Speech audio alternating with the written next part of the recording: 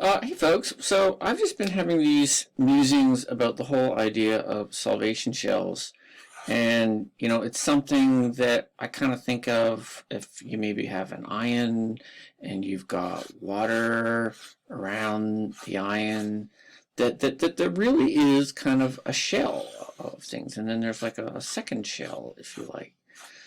Such that like, if you were to look at a radial distribution function, you'd see, well, you'd see bumps, and then it's kind of, well, okay, that these guys are probably in the first salvation shell, these ones are in the second, and on and on and on.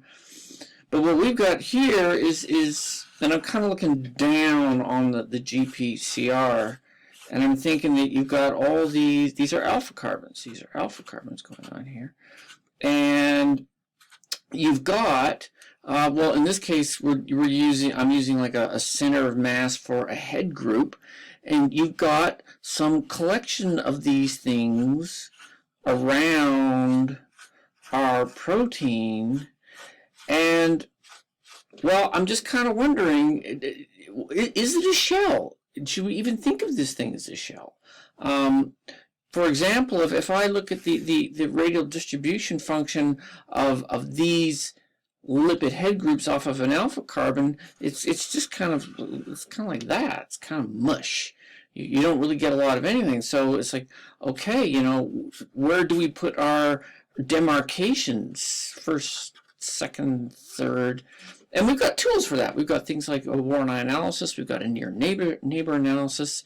And but one of the things I was thinking of is that in all of this, that there is kind of an assumption that if you've got some central site, that there does exist some, and in 2D, for example, like 5 or 6 neighbors where the distance here is fairly similar, like it is a shell in a sense, and so I thought that would be interesting to look at in this situation. So indeed, if we were to kind of go around here and look at different lengths, would we see a shell? One way to think about it, in fact, is if you have a lipid here, and we get this guy over here, it'll actually see not perhaps a couple alpha carbons, right? Like you could see that guy, and then it could see other lipids over here.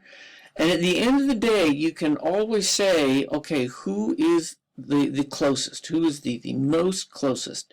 And if you were to find out, for example, that the most closest site to this lipid is an alpha carbon, then that means that this lipid is actually really packed up close against the protein. And if you were to do this analysis and you don't find that there's any alpha carbons in it, it tells you that you're out somewhere over here. So it was just something that I was looking at. And this is kind of the thing that comes out of it. And I'll walk you through it. And I got to admit, I was a bit surprised. So here, what I plotted here is actually, the blue line here is the first shell, and it's just kind of the distribution of all the lipids in the first shell. And then these guys here, this is the first closest, the second closest, third, fourth, fifth, and sixth. Normally, kind of going back to this kind of picture, we might expect that the first batch of 5 or 6 sites, whatever they are, should be relatively the same because, they're a shell. But what I'm seeing here is that the distribution of anything is incredibly linear.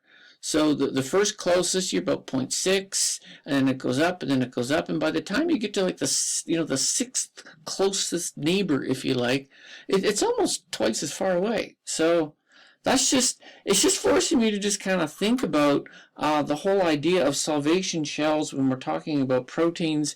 And, of course, the big reason this is happening is I'm coarse graining the entire head group into one point. And, there's a lot of slosh around where that point could actually be. So, yeah, I just thought this was kind of interesting, and I thought I would share this with you guys. So there you go.